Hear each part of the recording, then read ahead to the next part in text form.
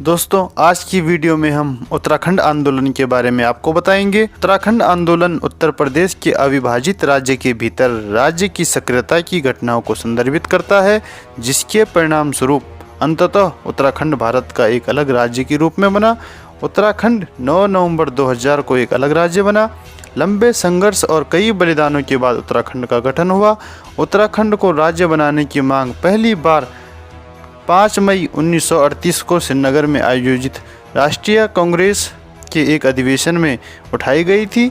1994 में एक अलग राज्य की मांग ने अंततः जन आंदोलन का रूप ले लिया, जिसके परिणाम स्वरूप सन 2000 को भारत का 27वां राज्य उत्तराखंड उत्तर प्रदेश से अलग हुआ।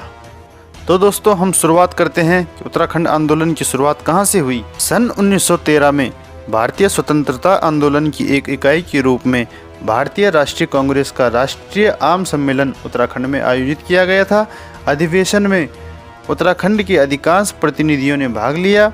उसी वर्ष उत्तराखंड में टमटा सुधरणी सभा ने शिल्पकार महासभा के रूप में क्षेत्र के पिछड़े और दबे कुचले लोगों के उत्थान के लिए अधिवेशन आयोजित किया। सितंबर 1916 में कुमाऊं परिषद की स्थापना कुछ युवा उत्साही लोगों ने की थी, जिनमें मुख्य रूप से पंडित हरगोविंद बल्लभ पंत, गोविंद बल्लभ पंत, बद्रीदत्त पांडे, इंद्रलाल शाह, मोहन सिंह डामरवाल, चंद्रलाल शाह, प्रेम बल्लभ पांडे, भोला दत्त पांडे और लक्ष्मीदत्त पांडे शास्त्री शामिल थे। पहाड़ी क्षेत्र की सामाजिक और आर्थिक समस्याओं को हल करना मुख्य उद्देश्य था। 1916 तक स्थानीय सामान्य सुधारों के अलावा संगठन के लक्ष्यों में कुछ राजनीतिक उद्देश्यों को जोड़ा गया।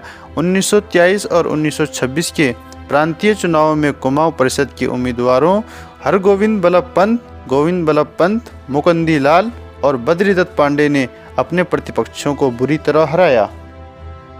सन 1926 में कुमाऊं परिषद का भारतीय राष्ट्रीय कांग्रेस में विलय कर दिया गया।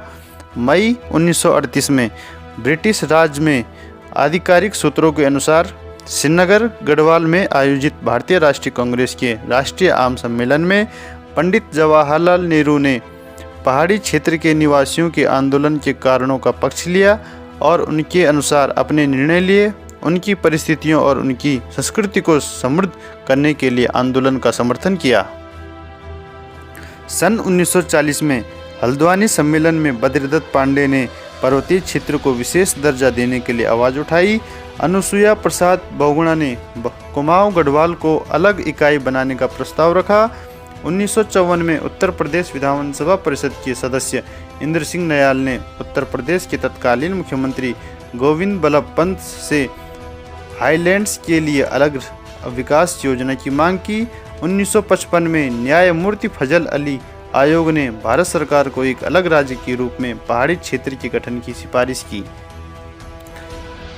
वर्ष 1957 में योजना आयोग के उपाध्यक्ष टी कृष्णामाचारी ने पहाड़ी क्षेत्र के मुद्दों पर विशेष ध्यान देने का सुझाव दिया।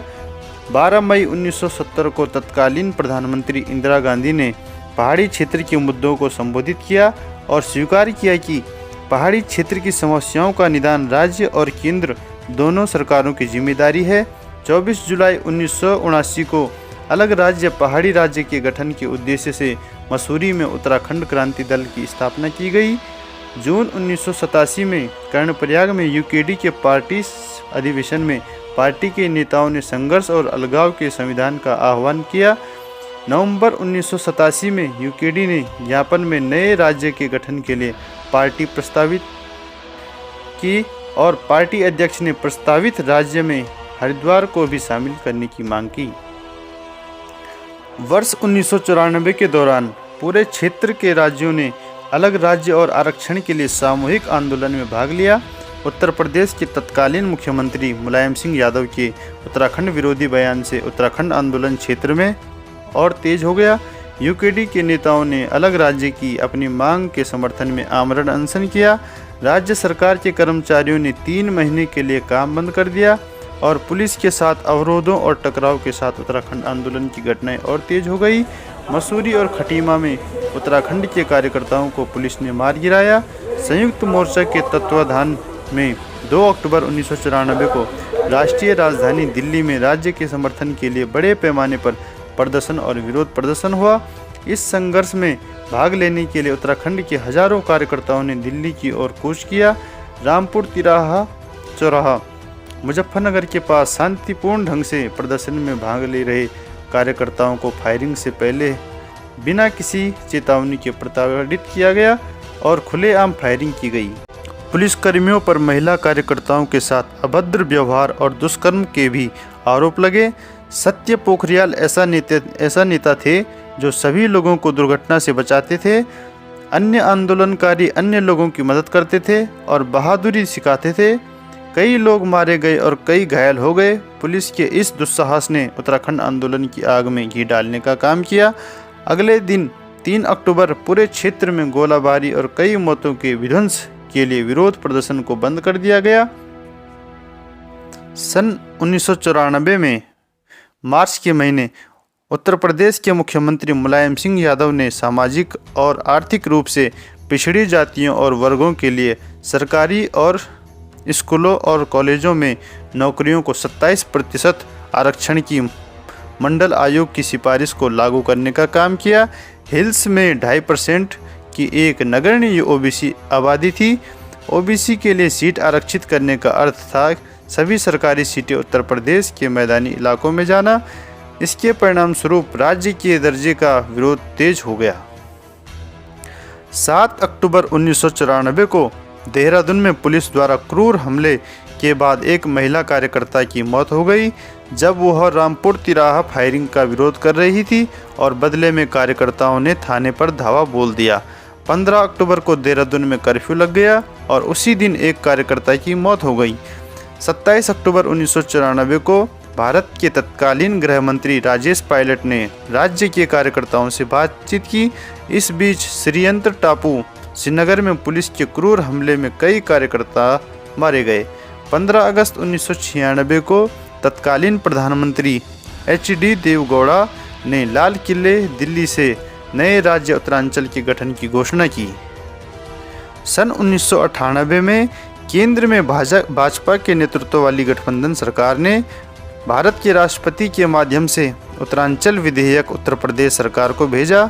26 संशोधन के साथ उत्तरांचल विधेयक उत्तर प्रदेश विधानसभा द्वारा पारित किया गया और केंद्र सरकार को वापस भेज दिया गया। 27 जुलाई सन 2000 को केंद्र सरकार ने भारत की संसद में उत्तर प्रदेश पुनर्गठन विधेयक 2000 पेश किया। यह 1 अगस्त 2000 को लोकसभा द्वारा पारित किया गया और राज्यसभा ने 10 अगस्त 2000 को बिल पारित किया था। तत्कालीन भारत के राष्ट्रपति KR नारायण ने 28 अगस्त सन 2000 को उत्तर प्रदेश पुनर्गठन विधेयक को मंजूरी दी और फिर यह अधिनियम और चालू में बदल गया। 9 नवंबर 2000 को नया राज्य उत्तराखंड भारत के 27वें राज्य के रूप में अस्तित्व में आया, जिसे पहले उत्तरांचल भी कहते थे। तो दोस्तों, यह है उत्तराखंड आंदोलन का इतिहास। तो दोस्तों, अगली वीडियो में हम चर्चा करेंगे उत्तराखंड आंदोलन की कुछ प्रमुख घटनाएं। तो दोस्तों, इस वीडियो को अधिक से अधिक शेयर करें, साथ ही चैनल को सब्सक्राइब करें और अपनी कमेंट बॉक्स में ज़रूर दें दोस्तों। धन्यवाद।